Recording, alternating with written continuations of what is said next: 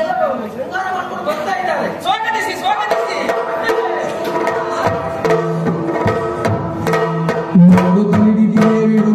ಆಸನವನ್ನು ಉಪಚರಿಸಿ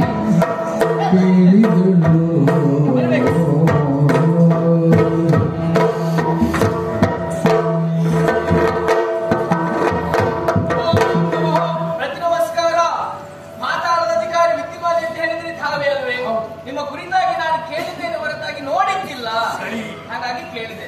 ಬೇಸರಿಸಿಕೊಳ್ಳಬೇಡಿ. ಅಯ್ಯೋ, ಪರಿಚಯ ಕೇಳಿದ್ರೆ ಬೇಸರವೇ. ಇದುವರೆಗೆ ನಿಮ್ಮನ್ನು ನೋಡಿದ್ರೆ ಸ್ಪಷ್ಟವಾಗಿ ಅರ್ಥವಾಗ್ತದೆ. ಏನು? ಬಹಳ ದೂರದ ಪ್ರಯಾಣ ನಿಮ್ಮದ್ದು. ಬಹಳ ದೂರವೇ. ಹೌದಾ? ದೂರದ ಪ್ರಯಾಣದಿಂದಾಗಿ ಬಳಲಿದವರು ತಾವು.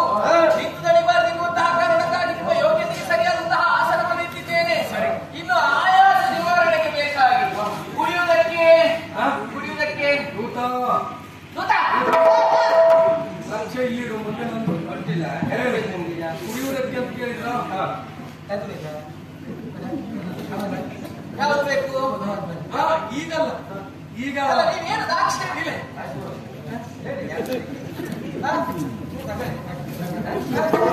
ಬಿಸಿ ಇದ್ದದ್ದು ತಣ್ಣಗಿದ್ದದ್ದು ಬೇಡ. ಹೌದಾ? ಆಮೇಲೆ ಸೀತದ್ದು ಬೇಡ, ಚಂಡಗಿದ್ದದ್ದು ಬೇಡ. ಮದ್ಯದುಂಟು ಬೇಕಾ? ಬೇಡವಾ? ಸ್ವಲ್ಪ ಹೊತ್ತು ಬಿಟ್ಟಾದ್ಮೇಲೆ ಬೇಕಿದ್ದಕ್ಕೆ. ಹೌದಾ? ಆಯ್ತು. ಆಮೇಲೆ ತಿನ್ನುವುದಕ್ಕೆ ಇರೋದು ಬೇಕಾ? ದೂತ ತಿನ್ನುವುದಕ್ಕೆ ನೀವು ಮಾತ್ರ ಅಭ್ಯಾಸ ಆಗಿದೆ. ತಿನ್ನುವುದು, ತಿನ್ನುವಾಗಲೇ ಕುಡಿಯುದು, ಒಳ್ಳೇದು. ಹೌದಾ? ಹಾಗಾದ್ರೆ ಏನು ಬೇಡ ಅಂತ ಆಯ್ತು. ನೀವು ಒಬ್ಬರೇ ಬಂದದಲ್ವಲ್ಲ, ನಿಮ್ ಜೊತೆಲಿ ಅನೇಕರು ಬಂದಿದ್ದಾರೆ. ಪರಿವಾರವೇ ಬಂದಿದೆ. ದೂತ ಒಂದು ವ್ಯವಸ್ಥೆ ಮಾಡು. ಎಲ್ಲ ವ್ಯವಸ್ಥೆ ಮಾಡಿದ್ರೆ ನಾನು ಮೊದಲೇ ವ್ಯವಸ್ಥೆ ಮಾಡ್ತಿದ್ದೆ. ಹಾಸನದಲ್ಲಿ ಎಲ್ಲ ಕೂತ್ಕೊಂಡಿದ್ದಾರೆ, ಏನ್ ತೊಂದ್ರೆ ಇಲ್ಲ. ಅಲ್ಲೇ ನೋಡ್ತಿರ್ಬೇಡ, ಈ ಕಡೆ ಇದ್ದಾರೆ, ಈ ಕಡೆ ನೋಡ. ನಾವು ಮೊದಲೇ ಹೇಳ್ತೇವೆ, ಎಲ್ಲ ಬಂದ್ಬಿಟ್ಟಿದ್ದಾರೆ, ಎಲ್ಲ ಸರಿಯಾಗಿದೆ. ಯಾರು ಎದ್ದು ಇಲ್ಲಿಗೆ ಬರೋದು ಬೇಡ. ಅಲ್ಲೆಲ್ಲ ಕೂತ್ಕೊಂಡು ಅಲ್ಲಲ್ಲಿ ವೀಕ್ಷಿಸಿ. ಈಗ ಪುರೋಹಿತನಿದ್ದಾರೆ, ಹೇಳಿ ಕಳುಹಿಸಿದ್ದೆ. ಇಷ್ಟೊತ್ತಿಗೆ ಬರ್ಬೇಕಾಗಿತ್ತಲ್ಲ.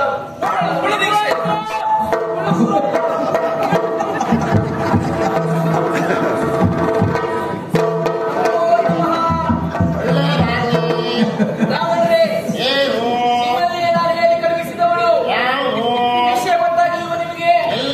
ನೋಡಿ ನಮ್ಮ ಶೋಣಿತ ಪುರವನ್ನು ಒಮ್ಮೆ ನೋಡಿ ಹೇಗಾಗಿದೆ. ನಾನು ಇವತ್ತು ನೋಡುವುದಲ್ಲ, ನೋಡಿ ಸುಮಾರು 25 ವರ್ಷ ಆಯ್ತು. ಆವತ್ತಿಗೂ ಇವತ್ತಿಗೂ ಏನು ವ್ಯತ್ಯಾಸ ಗೋಚರಿಸುವುದಿಲ್ವ ನಿಮಗೆ? ಸ್ವಲ್ಪ ಬದಲಾವಣೆ ಆಗಿದೆ. ಕಾರಣ ಏನು? ಅಯ್ಯೋ, ಮದುವೆ ಮದುವೆ ಮದುವೆ. ನಿನಗೊಂದು ಮದುವೆ ಆಯ್ತಲ್ಲ, ಮತ್ತೆ ಯಾಕೆ ಹೋಗೋದು ನಿಮಗೆ?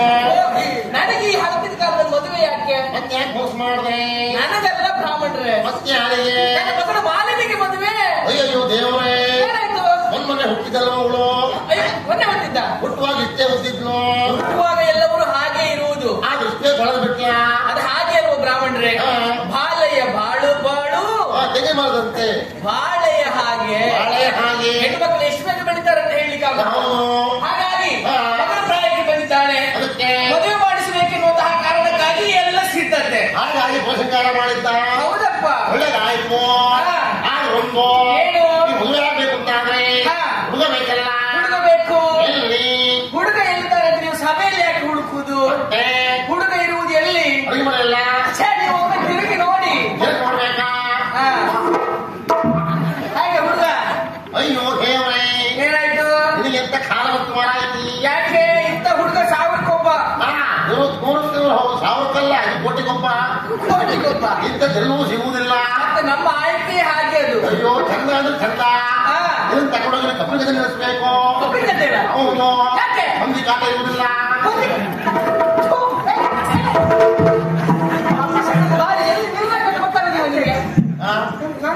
ನೀನಲ್ಲ ಹುಡುಗ. ಹುಡುಗ ನಾನು ಮದುವೆ ಹುಡುಗಲ್ಲ. ನೀ ಹುಡುಗನೆಯ?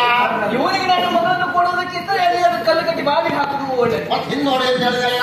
ಅಯ್ಯೋ, ಅವನು ಹಿಂದೆ ಆಗಿದ್ದಾರೆ ನೋಡಿ. ಅವನು ಹಿಂದೆ ನೋಡಿ ಅಂತ ಹುಡುಗ ನೋಡಿ. ನೋಡಿದೆ ಅಲ್ಲಲ್ಲ.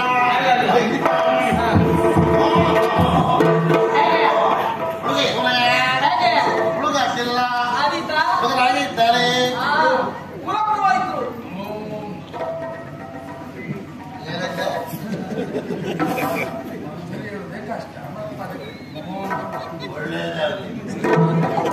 ತೊಂದರೆ ಇಲ್ಲ, ಬಹಳ ಚಂದ ಇದ್ದಾರೆ, ಲಕ್ಷಣವಾಗಿದ್ದಾರೆ. ಒಂದು ನಾವು ಬಿಡಬಾರ್ದು. ನಿನಗೊಪ್ಪಿಗೆ ಇರ್ಬೋದು, ನಿನಗೊಪ್ಪಿಗೆ ಉಂಟು, ನೀ ಮದುವೆ ಆಗುದಲ್ಲ. ಕೇಳಬೇಕಲ್ವಾ? ಕೇಳದೆ ಇದ್ರೆ ಸಮಸ್ಯೆ ಆಗ್ತದೆ. ಯಾಕೆ? ನಾಳೆ ಬೇಸರ ಆಗಬಾರ್ದು ಅವಳಿಗೆ. ಅಲ್ವಾ? ಹೇಳಿ ಮಾಡಿದ್ರು ಅಂತ ಹೌದು. ಈಗ ನಾವು ತಿರುಮಣ ತಕೊಂಡು ಅವಳಿಗೆ ಗೊತ್ತಾಗಬೇಕಲ್ಲ. ಆದ್ರಿಂದ ಕರ್ಸವಳನ್ನ ಶೃಂಗರಿಸಿದರ ಬಲೆ ಒಲಿದೋ ಮಂಗಳವತಿ ಗೆಲುವುದಾವುದೋ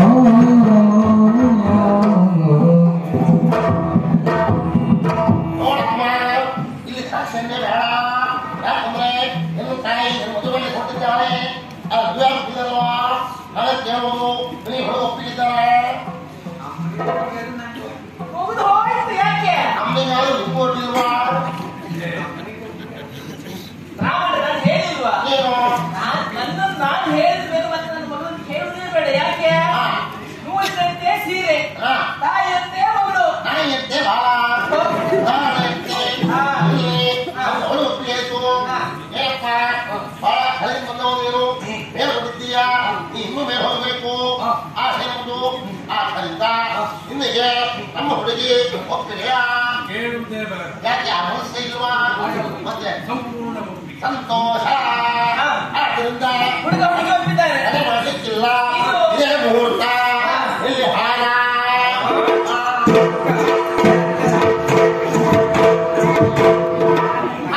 ಹಾಡಿ ಬಿಡಿ. ಅವನು ತಿನ್ನೋದು ಹೆಚ್ಚಾಗಿ ಕೆಲಸ ಕಡಿಮೆ ಆಯ್ತು ಅವನಿಗೆ.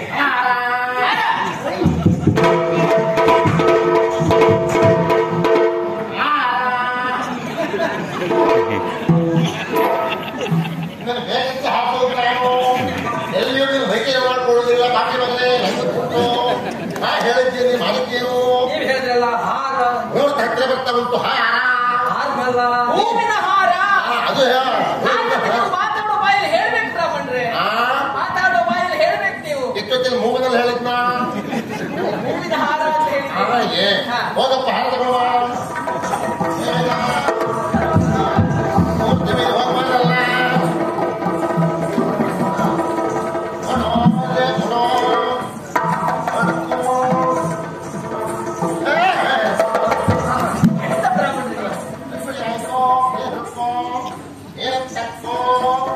ಈಗ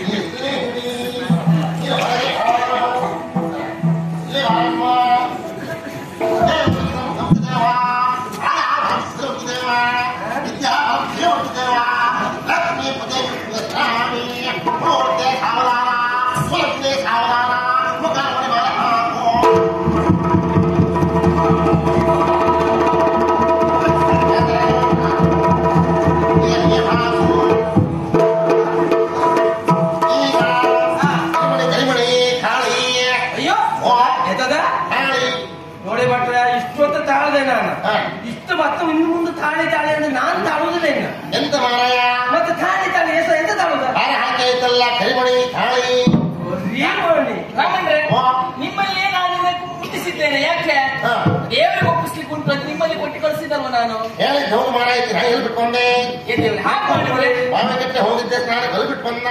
ಈಗ ಮೂರ್ತ ನೀರು ಹೋಗ್ತದಲ್ಲ. ಇಲ್ಲೇ ಉಂಟು. ನಮ್ಮ ಕೈ ಏನೇ ಸಿಕ್ಕಿದ್ರು ಅಲ್ಲಿಗೆ ಹೋಗುದಲ್ವಾ? ಏನ್ ಕೊಟ್ರು? ಅಲ್ಲಿಗೆ ಹೋಗುದು. ಹಾಗಾಗಿ ನಿರುಪೆ ಆಗುದಿಲ್ಲ. ಬಿಸಿ ಇದ್ದದ್ ಕೊಟ್ರು. ಅಲ್ಲಿ ಹೋಗುದ್ರೆ ಬಾಯಿ ಹೋಗ್ತದೆ. ಇರ್ಲಿ, ಒಂದು 5 ಜನ ಮುಖ್ಯದರು ಬೇಕು. ಅವ್ರು ಇಬ್ಬರು ತಡ ಆಗ್ತದೆ. ನೀನೇ ಮುಟ್ಟು ಅದೇ ಆಗಿದ್ರೆ ಇನ್ನು ಹೇಳ್ಕೋ. ಕಾಲದಲ್ಲೇ ಮುಟ್ಟು ನಾಳೆಯ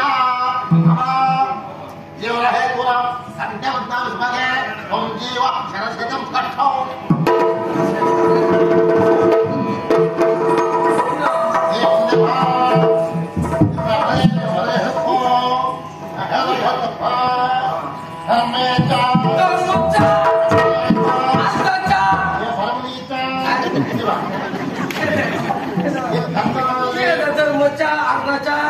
ಎಲ್ಲೋ ಅದೇ ಅಭ್ಯಾಸ ದಿವಸ ಅಭ್ಯಾಸ ಆಗಿ ಹೋಗಿದೆ. ಹಣ ಕೊಡದೆ ನಿಮಗೆ ಜಾಸ್ತಿ ಖಾತೆ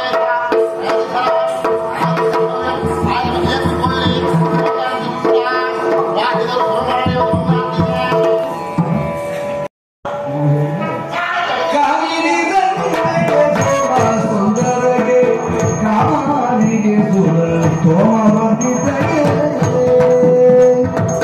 ಕಾಮಿ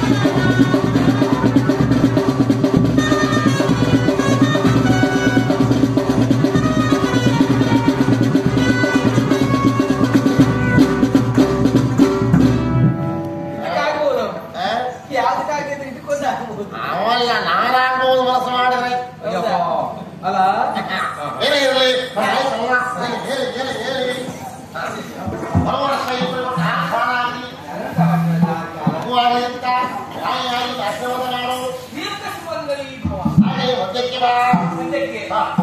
ಮತ್ತೆ ಕೆಲಸ ಎಲ್ಲ ಮಾತಾಡಿ ಕೈ ಮುಗಿಸ್ಕೊಂಡು ಆಯ್ತಾ?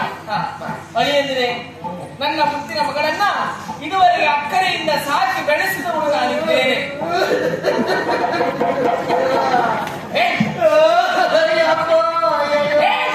ಎಂತ ವರ್ತಮಾನ ಬಂದಿಲ್ಲಪ್ಪ ಯಾವುದು ವರ್ತಮಾನ ಬಂದಿಲ್ಲಲ್ಲ.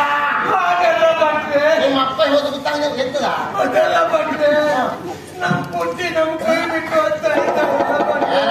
ನಮ್ ಪುಟ್ಟಿ ಚಿನ್ನು ಅಂದ್ರೆ ಅವ ಚಂದ ಹೆಚ್ಚಾಸಿದ ಮಗು ಅಲ್ವಾ? ಹಾಗಾಗಿ ಅವನಿಗೆ ಬಹಳ ದುಃಖ ಬಹಳ ದುಃಖ. ಕಡಿಮೆ ಸಾಕು. ಉಂಗುಳಿಸ್ತಾ ಉಂಟು. ಅಲ್ಲ ಹಾಗಾದ್ರೆ ಒಂದು ಕೆಲಸ ಬೇಡ, ನಿಮ್ಮ ಮುಂದೆ ಗೌರ್ಮೆಂಟ್ಗೆ ಹೋಗಿ ಎಲ್ಲ ಕೆಲ್ಸಕ್ಕೆ ಹೋಗು. ಏನು ಮಾತಾಡಮ್ಮ. ನೋಡಿ, ಇದುವರೆಗೆ ಅಕ್ಕರೆಯಿಂದ ಸಾಕಿ ಬೆಳೆಸಿದವಳು ನಾನಿದ್ದೇನೆ. ಇಲ್ಲಿ ನಾವು ಇದುವರೆಗೆ ಅವಳು ಏನೇ ತಪ್ಪು ಮಾಡಿದ್ರೆ ಸುಧಾರಿಸಿಕೊಂಡು ಹೋಗ್ತಾ ಇದ್ದವರು. ಹಾಗಂತ ಹೋದ ಕಡೆಯಲ್ಲಿ ಹಾಗಂತ ಆಗೋದಿಲ್ವಲ್ಲ. ಹಾಗಾಗಿ ಅವಳು ಆಡುವಂತಹ ಮಾತಿನಲ್ಲಾಗ್ಲಿ ಮಾಡುವಂತಹ ಕಾರ್ಯದಲ್ಲಾಗ್ಲಿ ಎಲ್ಲಿಯಾದ್ರೂ ಎಡವಿದ್ಲು ಅಂತ ಆದ್ರೆ ಅದು ಯಾವುದನ್ನು ನಿಮ್ಮ ಮನಸ್ಸಿನಲ್ಲಿ ಇರಿಸಿಕೊಳ್ಳದೆ ನಿಮ್ಮ ಮಗಳ ಮನೆಯ ಮಗಳ ಹಾಗೆ ಇವಳನ್ನು ನೋಡಿಕೊಂಡು ಬರಬೇಕು. ಇನ್ನು ಮುಂದಕ್ಕೆ ಇವಳ ಸಂಪೂರ್ಣ ಹೊಣೆಗಾರಿಕೆ ನಿಮ್ಮದು. ಒಳ್ಳೆದಾಯ್ತು, ನಿಮ್ಮ ಕೆಲಸ ಆಯ್ತು.